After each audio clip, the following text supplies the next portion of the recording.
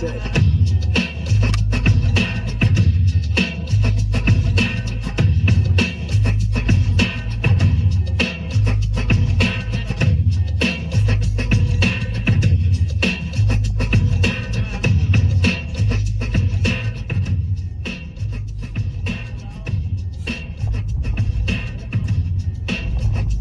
Everybody's taking a take, ain't they?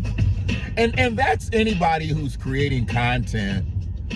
That's their right to take a take. That's what we're supposed to be out here doing. We're supposed to be out here taking a take, right? You know, I don't have anything against any content creator out here who's doing it their way, you know, which is the right way, because that's what it's supposed to be. It's supposed to be originality. And anybody that's out here creating content, if you're doing it your way and doing it the way you feel is right, then absolutely do your shit, pop your shit, you know.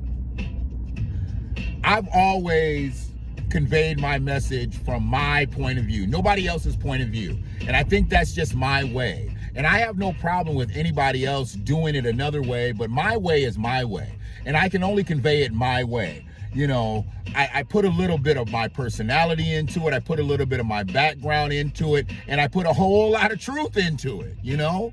I mean, that's just what it is. And who I am is who I'm going to be. So I never can try to be something that I can't. You know, when I've tried in very, very minute parts of my life to try to be something that I couldn't, it just didn't work. It just didn't work. And that's probably why I'm in the position that I'm in today. And that's probably why I'll be in the positions that I'll be in the future. Because I have to be me. People like me. People love me. People hate me because I'm me. And I'll fuck with that all day long. Let me speed up a little bit, get through this light, because I don't really want to sit at another stoplight. Coming up out of Depot Town, it's real difficult. Real difficult to catch them lights in sync. They be like, you go, you stop. You go, you stop. You're supposed to just be going. If that traffic is going, the lights should be going. If it comes flowing, you know, but they not. But anyway, let me stay on task. I got a couple more minutes. That's probably why I'm delaying everything a little bit. I got a couple more minutes than I generally do. We'll see if I take them all up.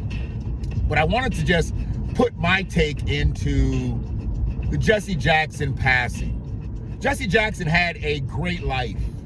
He had a great life. Was he 84? He lived a long, great life. You know, I know a couple people would have liked to see more years out of him, but you saw the state that Jesse was in at the end of his life. How many more years did you want that? Jesse was not the Jesse that we knew growing up. Jesse was not the Jesse that walked with Dr. King.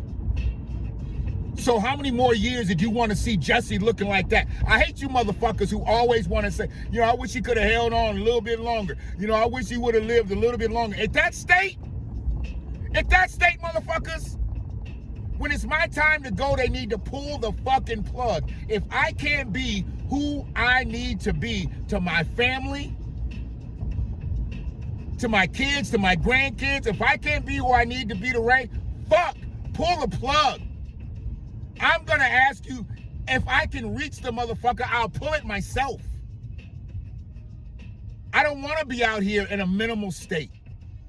And I know family and friends will say different. They want you around here as long as possible. No, don't keep me around this bitch as long as possible. A life support machine and shit, the motherfuckers, you can be on life support for 2 years. Fuck that. Feed me through a tube? If I can't feed myself through a fork and a spoon, fuck it. I don't want to be here. I don't want to be here. And Jesse Jackson lived a great life. So anybody who's talking that shit, they wish he could have been around here longer. Y'all didn't see Jesse these last couple years and shit. Really? Now that I got off my rant, let's get into some business. Although Jesse lived a great life, although Jesse has a legacy that many will never, ever get close to, I stopped really listening to Jesse once I listened to something else. And I know a lot of you have heard this take. A lot of you have heard this take, so that's why I'm not going to play it in its entirety. That's why I'm going to stop it at crucial moments that I need to be able to speak on it, because it's really where I lost respect for Jesse Jackson, because I didn't hear the take when it first came out. I'll be honest with you. I did not hear this take when it first came out. But I know this man, or I knew this man. I met this man. I was side by side with this man. My father was a captain of industry when I was a kid. Some of you know, many of you know. Some of you don't, so you're about to learn. My father was a captain of industry, and he was a big man in Georgia, South Carolina, Alabama, Florida. He was a big man. But he knew a lot of people, centrally located in Atlanta. He knew a lot of people. He knew the Andy Youngs. He knew the Hosea Williams. He knew Jesse. I never met Jesse, but I did meet Hosea Williams. Met him several times. Passed out food with him. Passed out turkeys with him. You know, because that was something my father was a part of, with dealing with who he was dealing with at the time. Working in corporate America. He used that shit. He leveraged that shit to the maximum for black people. He maximized that shit. It's one thing I can always say about my father, even though he was a supreme fuck up at the near end of his life. I tell you, the motherfucker always stood 10 toes down for black people. He always stood 10 toes down for black people. And if I didn't inherit nothing else from that nigga, I inherited that. Because I'm gonna stand 10 toes down for black people. Black Americans, American freedmen, FBA if you wanna call it that thing, ADOS if you wanna call it that thing.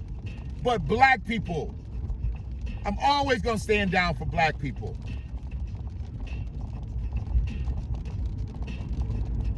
I'll work with everybody. I'll work with anybody. But I'm gonna uplift my people first. It's not that I'm not gonna uplift other people, but how the fuck do I look not uplifting my people first? And that's what Jesse Jackson actually stood for from the beginning, because that's who Jesse Jackson was rolling with from the beginning. He was rolling with Martin. He was rolling with Martin.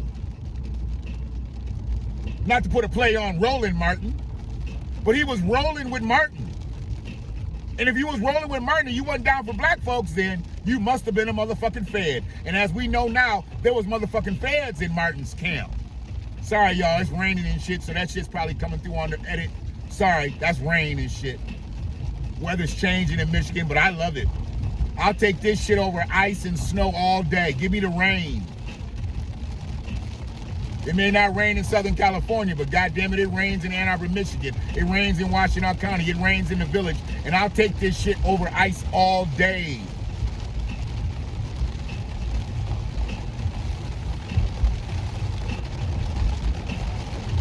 Mr. Hosea Williams was a great man.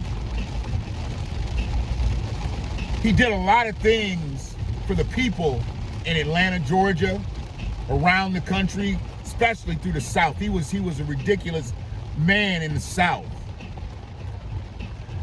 My father counseled him when he started up his bail bonds agency, because my father had owned a bail bonds agency here in Washtenaw County back in the day. A lot of people don't know that. My father was a great man. My father was a great man. But I remember him talking to Mr. Hosea Williams about this shit. And Mr. Hosea Williams had a take on Jesse that when I lost my respect for Jesse, it was literally listening to this tape, because I knew it to be factual. That man did not lie. That man could not lie. Hosea Williams could not lie. What year did he pass away? I'm not sure.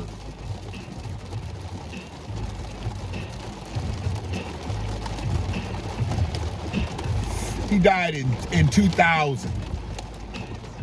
He died in 2000.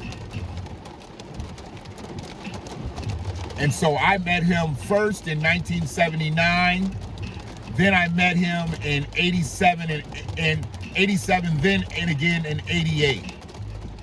There's the times I was most around my father, you know, and if he was handling business and doing like social or community functions and shit, I rode with him if I was there. And I wasn't around him a lot, but I was around him a few times. And the times that I was around him, Mr. Hosea Williams was there. Mr. Hosea Williams was there. But he had a take on Jesse. And a lot of people have heard this take. Most people have heard this take. And I don't know where their respect level for Jesse went, because my thing is, I know Jesse did enough to earn the position that he had. So what he did to help that positioning wasn't even necessary. And he lost the respect of many of his cohorts and colleagues. He lost the respect of an individual like me who didn't hear the tape when it came out. It was years later before I heard the tape. And he lost the respect of people like me. Now, whether that mattered to Jesse or not doesn't matter to me. But damn, why did you have to do that? You was already in play. You was already in the paint. All you had to do was wait for the rebound. You just had to wait for the rebound or wait for the pass. You was in the paint, Jesse. Why'd you do what you did?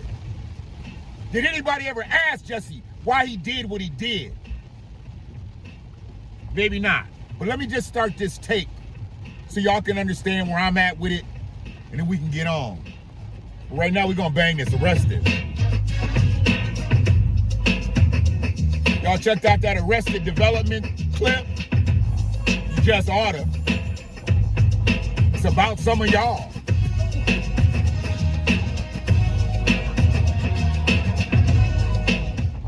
We were in the meeting, and someone said, Reverend Billy Cowles is outside, and he's upset.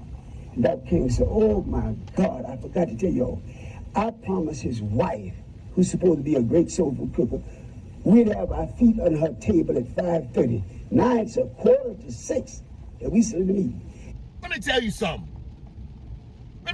He's saying this shit like Dr. King had told him the day before.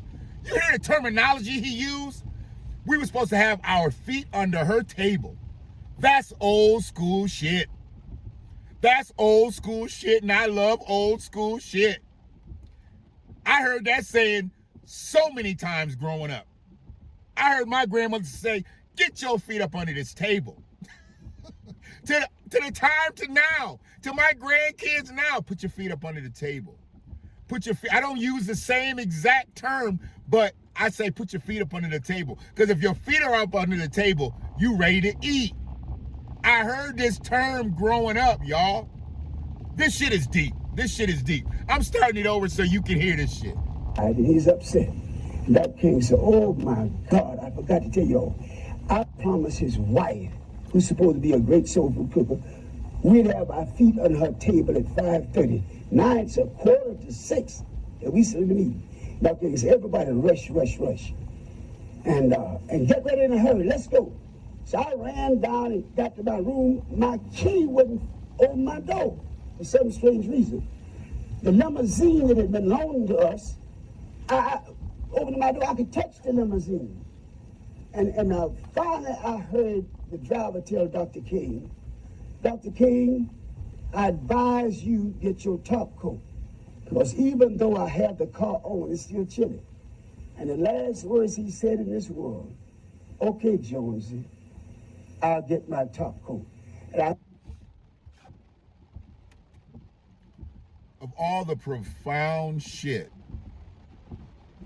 that Dr. King said in his life, his last words were, okay, Jonesy, I'll get my top coat. We've heard hundreds of his speeches. We've read them. We've watched them. Of all the shit that he said in his life, his last words were, okay, Jonesy, I'll go get my top coat. Some more old school shit. Only old school people say top coat. He's saying this shit like Dr. King had just said it the day before. This is the kind of mind that Mr. Williams had. This is the kind of mind that he had. He had what they call a photogenic or photographic memory. He's listening to things that happened 30 years before, 20 years before. I don't know exactly when this take was, what year this was. And he's stating it the same exact way. Dr. King said, okay, Jonesy. So that guy's name was probably Jones. And his nickname was Jonesy. That was a big to call somebody named Jones, Jonesy back in the day. We'll go back 15. I'm going to let it flow for a second. Dr. King, I advise you get your top coat. Because even though I have the car on, it's still chilly. And the last words he said in this world, okay, Jonesy, I'll get my top coat. And I heard this thing say, pow! And I honestly thought someone had thrown a firecracker into the air. And I looked around to rebuke whoever was that stupid. And I heard something, bloop, fell up above my head. And I looked up, and his leg was sticking through the rail. Dr. King only wore one type of sock and one type of shoe. And I knew that was him. I said, oh my God, they got it. And then I'm on a quest to find out what kind of shoes Dr. King wore and what kind of socks Dr. King wore. I don't know why I'm into things like that, but it matters. You know, it matters. You know, and for Mr. Williams to have known that, it means he was around the man a lot. It means he was around the man a lot. The man probably went and got his shoes from the shoe shiner. The man probably went and bought him some socks. You know, he was one of Dr. King's soldiers, and he knew that intimate situation about Dr. King, that he wore one type of shoe, one type of sock. He knew that. He knew that about him. Dope shit to me. Dope shit to me. I had to run about 50 feet down and back up, and I got to him. And Ralph was holding his head, and Andy was there. And a guy from Africa who had been traveling with us as a newsman from Africa. We found out later on he was working for the CIA. No, the FBI, working for the FBI. You hear that? This motherfucker was a part of the crew from Africa. Let me just make that point clear right now. This motherfucker was a part of the crew from Africa. Dr. King had brought in an immigrant because Dr. King was trying to help Africans back in the day. Dr. King was trying to help Africans back in the day.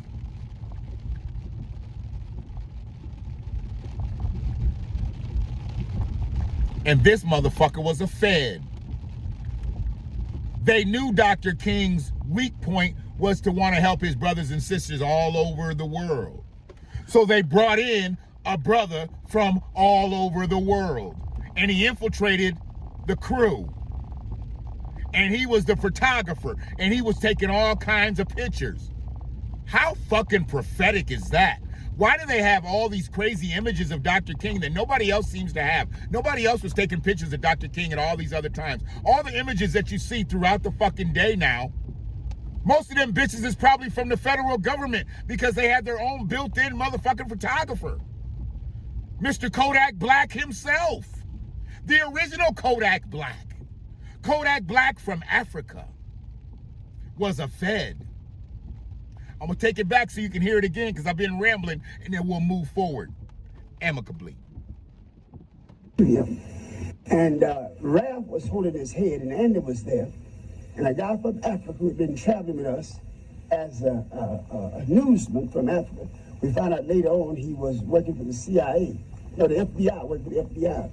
And he taken a lot of pictures of Dr. King. And I grabbed him in the throat and started choking him because the bullet hit Dr. King right here. And went around and cut his medulla oblongata. And I didn't want people to remember Dr. King would have his face shut off.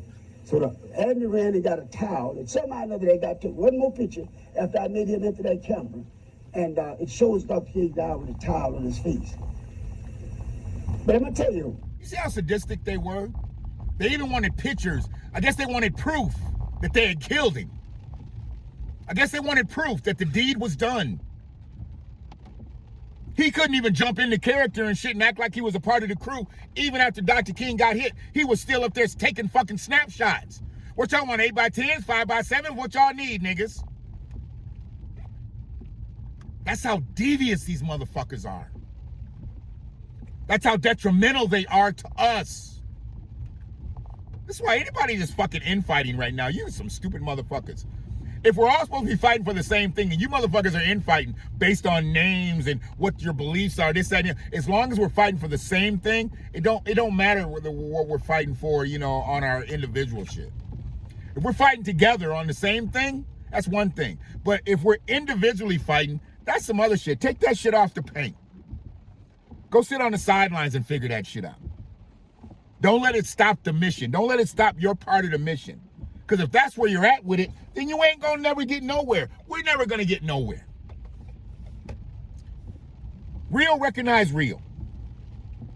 I'm gonna take it back 15 and let it go again. And I didn't want people to remember Dr. King was having his face shut off. So Abner ran and got a towel, and somehow or another they took one more picture after I made him into that camera, and it shows Dr. King down with a towel on his face. But I'm gonna tell you, I was an expert gunner in World War II. When I ran up on that balcony, and I looked from whence that bullet had to come, the distance of that bullet, and just could feel the wind blowing that day. I said, whomever shot that rifle was one of the best in the world. He shot one bullet. And I believe that Dr. King hadn't moved to go back and get his top coat, the bullet would have hit him between the eyes. The bullet hit him right here. James L. Ray murdered Dr. King. The fuck out of here with that. Little nickel and dime ass criminal and shit with minimal shooting experience, mind you. They said this nigga shot Dr. King with a high wind from across the street from a goddamn window. James L. Ray was barely bigger than the goddamn rifle that he said he shot.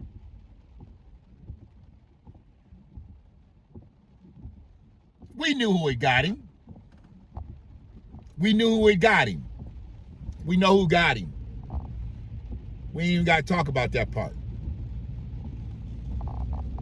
Back 15, forward, amicably.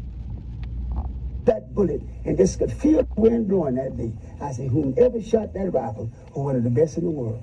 He shot one bullet. And I believe that Dr. King hadn't moved to go back and get his top coat, the bullet would have hit him between the eyes. The bullet hit him right here. But what happened, and then Ralph said, we'll go in and take him on to the hospital. Once you get all the staff together. 3 of us saw it, Dr. King, after he was shot. 3 SLC executive staff members. And you said the 3. You said the 3 people that saw it. You said the 3 people that saw it. Jesse's name was not one of those 3 people. And this is Mr. Hosea Williams when he still had all his faculties and shit. This man was not, he was not deranged. He was not senile and any of this. This is him talking. You hear him talking that very calculated shit. He ain't mentioned Jesse's name yet. But he about to. I gotta take it back 15 so you can get the full context of it. And I'm not sorry for interrupting because that's what I do. If you're new here, welcome. But what happened, and then Ralph said, we'll go in and take him on to the hospital. Once you get all the staff together. 3 of us saw it, Dr. King, after he was shot. 3 SLC executive staff members. Andy, Abernathy, and Hosea Williams. Those are the 3 that saw that body. Now listen to that. So I got in the yard, and I was about to lose my crew, because I was thinking if I could take some molecules out there and make me some guns and kill me some white folks. And one man said, now be cool. You're doing the same thing you're promising you'll never do. And I started crying, and then I heard Jesse Jackson say, he told me, Jesse, take our people onto the mountaintop.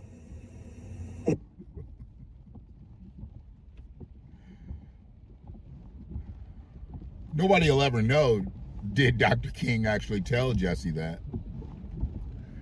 But I didn't believe that he told Jesse that after what I heard later in this take. It's totally possible that Dr. King could have said that. Maybe he felt that Jesse was the heir apparent.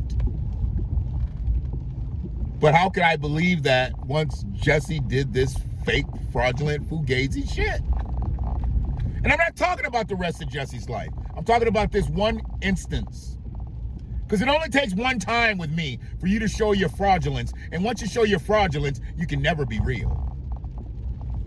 Once you show your fake, you can never be real. Not in my book.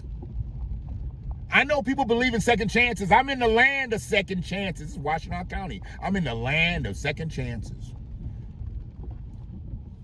They'll give pedos, robbers, and murderers second chances. But they won't give a motherfucker who ain't never been behind bars a second chance. They go for the big ones. They go for the big felons, the supreme felons. If that didn't bother me, even though I know Jesse got nowhere near him. And then Jesse said, I held his head in my hand while he died. And that didn't get to me. And then Jesse said, look at my shirt.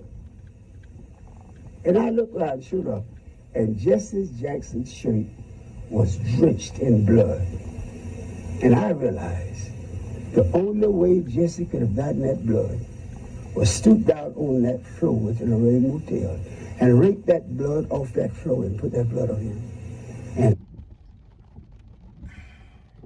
that's so disturbing. That is so disturbing.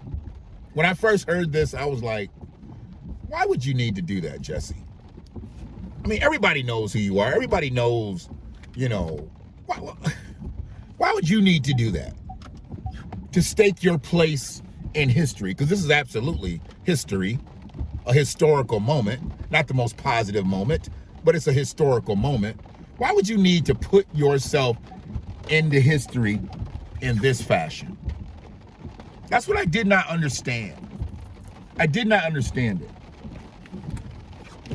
Hey, brother. Oh, do it like I did that one day? Okay, okay.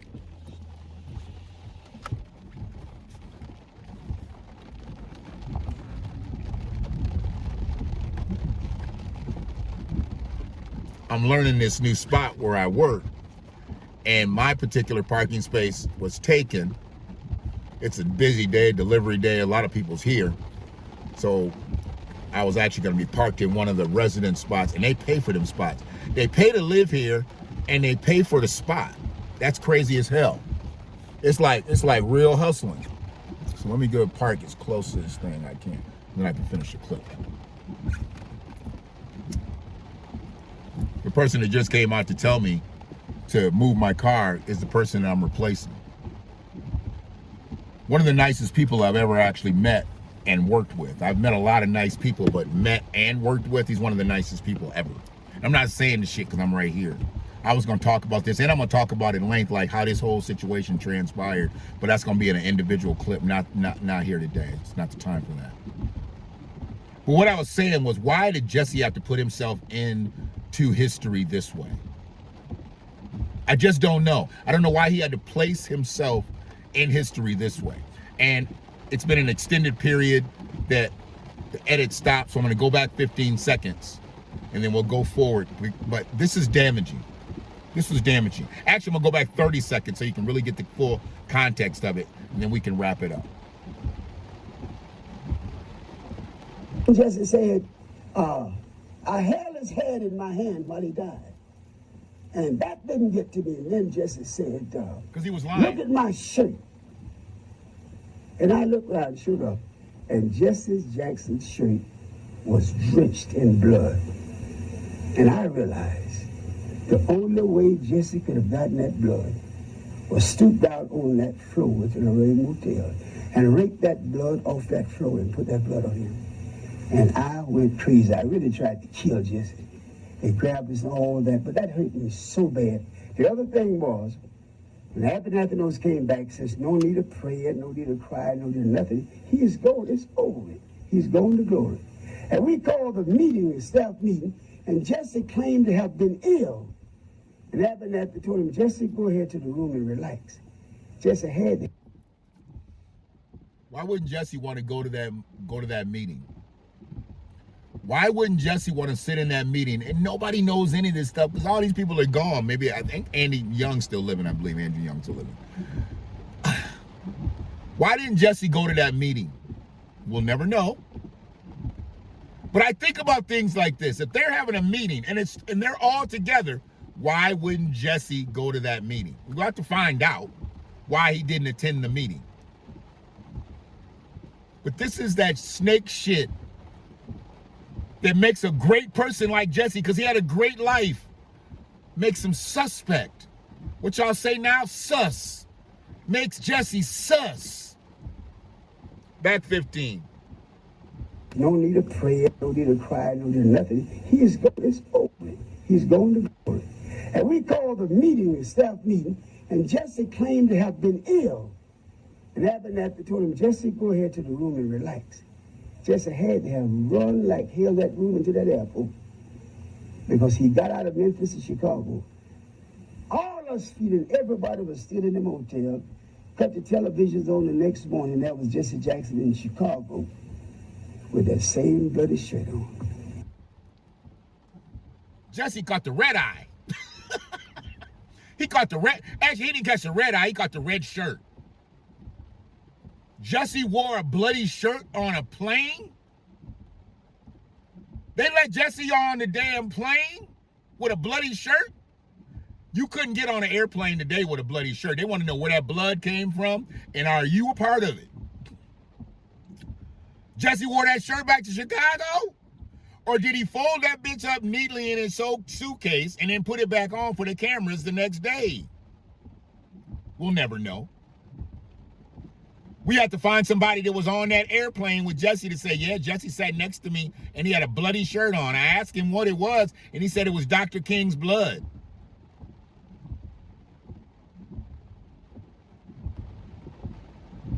If Jesse wore that shirt on the airplane and was telling people, you know, it's Dr. King's blood.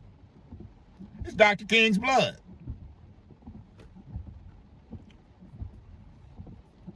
I mean, Jesse absolutely went for the position. I really wish he would have went for the power. And I know he tried to become president twice.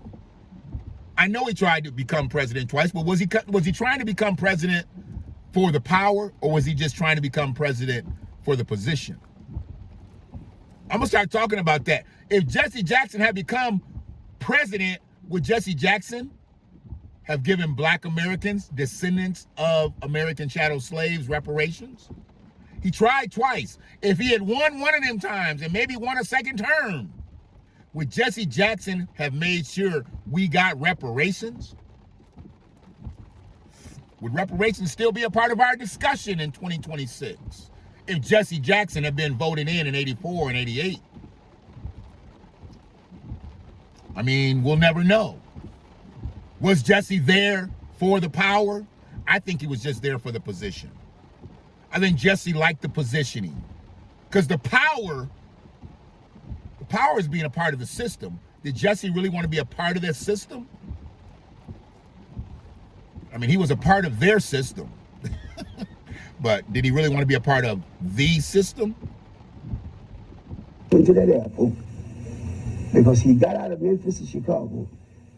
All us feeling, everybody was still in the motel. Cut the televisions on the next morning. That was Jesse Jackson in Chicago with that same bloody shirt on, telling that same lie. I've never respected Jesse since that moment. Me neither.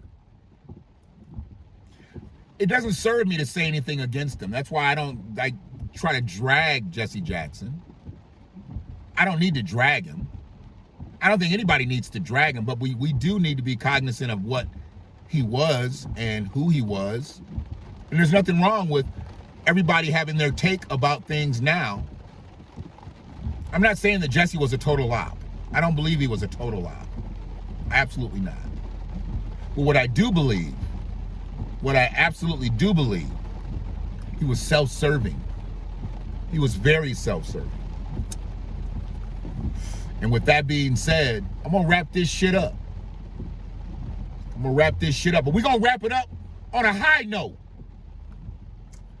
I'm not high. This is him. But we're gonna wrap it up on a high note. A Jaime note. Can we wrap it up on a Jaime note? Let's wrap it up on a Jaime note. No disrespect to my Jewish American brethren. One love. Good evening, ladies and gentlemen. I'm Jesse Jackson.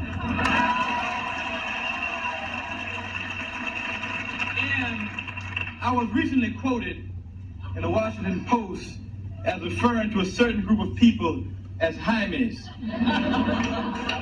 They also said that I called New York Jaime Town. I realize that kind of talk isn't kosher, but let me see if I can explain it to you all in song. As I said, I'm Jesse Jackson, and I'm running for President of the United States. I'm a Libra, and this is a very special message to all you chosen people out there. Don't let me down. Don't let me down. How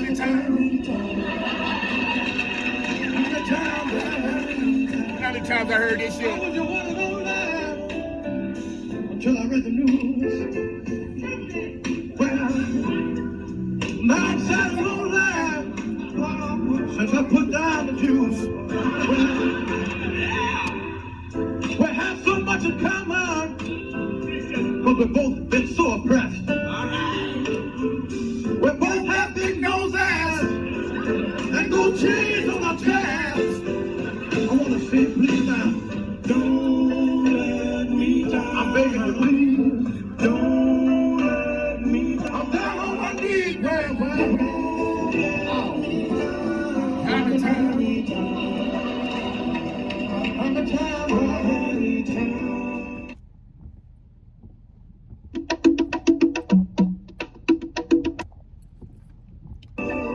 I want to form a new coalition of soul people and bagel people. From the Chitlin District to the Diamond District. From catfish to gefilte fish. We all need to live as one. I want to look out over the crowd and see both leather hats and yarmulkes side by side. So come on, you brothers and sisters. All you Hymas and Hymettes. Let's get it together. And bring it on down. I want to talk about love for one another. Want to form a soul and kosher coalition.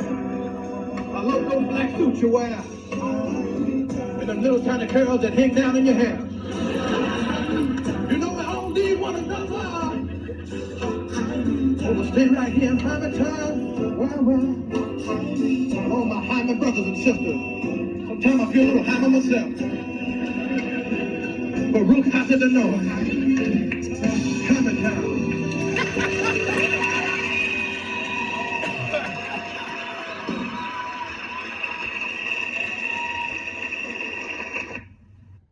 I can convey a message and have a good time doing so too. Hopefully you understood this, but if you didn't, you weren't trying to. I never say one love again, so I'll just say peace.